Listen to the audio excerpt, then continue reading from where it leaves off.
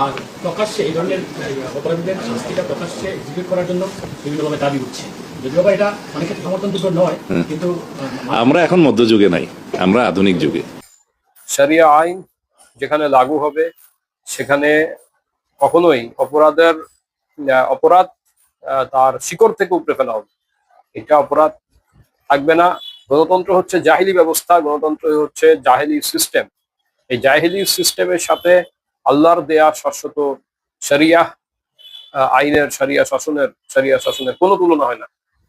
তাই যারা গণতন্ত্রের পূজারী, তারা জাহিলিয়াতের ভিতরে আছে, তারা অজ্ঞতার ভিতরে আছে, তাদের উচিত আল্লাহর দেয়া শাশ্বত যেটা পূর্ণাঙ্গ এবং যেটা চূড়ান্ত জীবন ব্যবস্থা, চূড়ান্ত শরিয়ার দিকে প্রত্যাবর্তন করা।